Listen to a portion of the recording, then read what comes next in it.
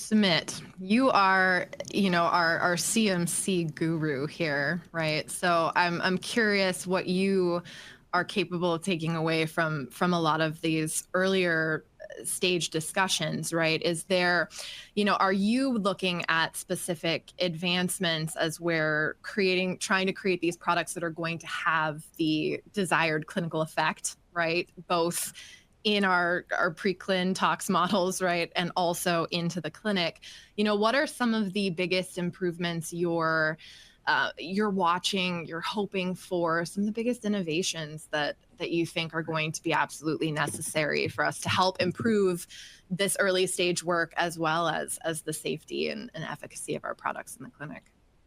Right. And I would start by saying, even though I'm not a biologist and I don't per se have, an expert opinion on that, but we do all understand how crucial it is, essentially, right? Yeah.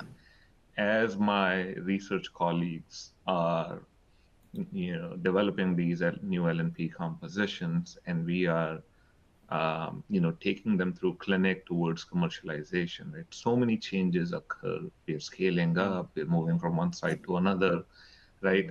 And at every step, we have to ask ourselves, we either have a good set of biophysical tools to measure our LNPs and say, this is it, this tells me about everything I need to know about the performance, or you need to have good methods, in vitro, in vivo methods, essentially, right? So just the importance of it doesn't end in the early space. We need to continue asking that question as we take the product all the way through commercialization. But again, from a CMC angle, I would perhaps add two new things and then revisit one thing that I've already covered. Obviously, lipids. I think this theme will come over and over. Lipids are crucial.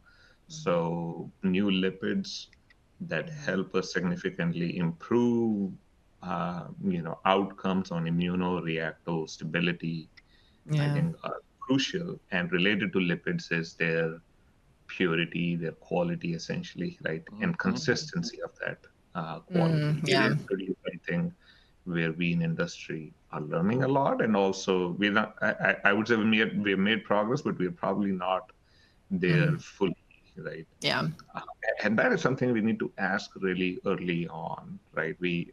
I think over the last few years, we have done, at least internally, we have a lot better understanding where my research colleagues now understand, okay, as I'm looking into these new lipids, what are some CMC things? How many steps is it going to take me to make this lipid? And what impurities are those steps going to drag in, essentially, right?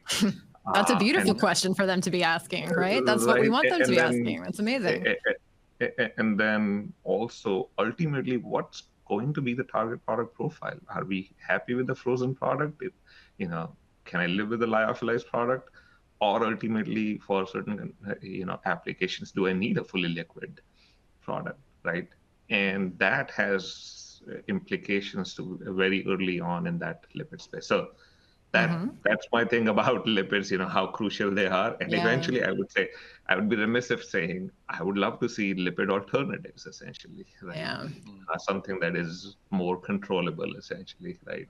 So that's one aspect. The other area that I'm watching is, again, I go back to mixing. We have spent a lot of time trying to understand and model mixing. Yeah. But LNPs are a combination of mixing and self-assembly.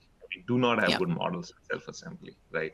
So what I'm looking for is these really good models that help combine mixing from, we can use computational fluid dynamics there, and then molecular dynamics more on self-assembly.